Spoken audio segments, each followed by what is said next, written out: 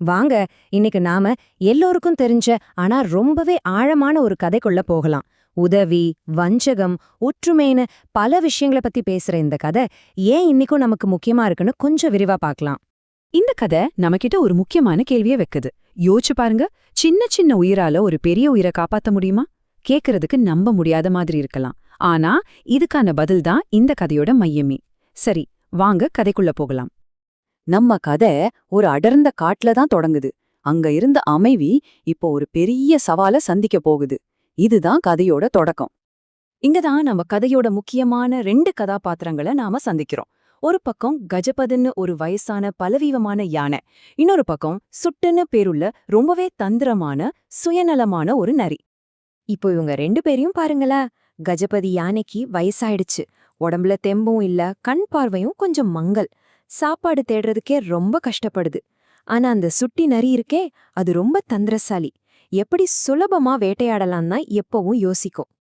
இப்போதான் கதையில ஒரு பரபரப்பான கட்டம் வருது. ஒரு சின்ன விபத்து ஒரு பெரிய வாய்ப்பை உருவாக்குது. இதுல ஒருத்தரோட உண்மையான குணம் என்னன்னு வெளிச்சத்துக்கு வருது. பாவம் அந்த கஜபதி யானை ரொம்ப தாகத்திலையும் சோர்வுலயும் இருந்ததால கவனிக்காம ஒரு சேத்துல மாட்டிக்கிச்சு. அதோட பெரிய உருவமே அதுக்கு எதிரியா மாறி கொஞ்சம் கொஞ்சமா உள்ள மூழ்க ஆரம்பிச்சுது. யானை கஷ்டப்படுறத பார்த்த அந்த நரி மனசுக்குள்ள என்ன நினைக்குது தெரியுமா?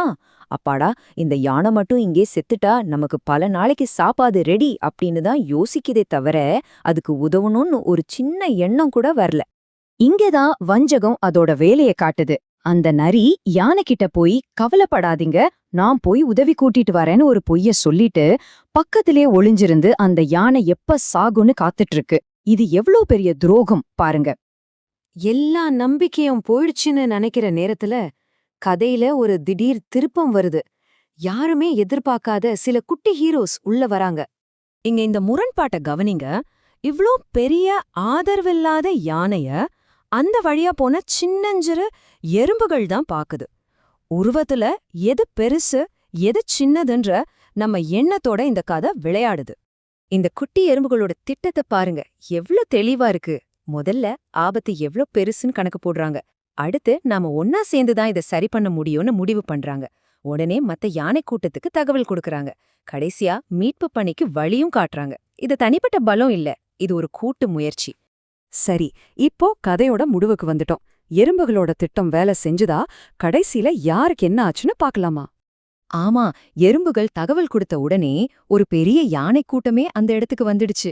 எல்லாரும் ஒன்னா சேர்ந்து அந்த சேத்துல சிக்கியிருந்த கஜபதிய பத்திரமா வெளியெழுத்துட்டாங்க. இங்க நரியோட சுயநலம் தோத்து ஒற்றுமை ஜெயிச்சுது. யானை காப்பாற்றப்பட்டத பார்த்த அந்த நரிக்கு பயங்கர ஏமாற்றம். அப்போதான் மத்த யானைங்க இந்த நரிய பாத்துடுச்சு. அதுக்கப்புறம் என்ன?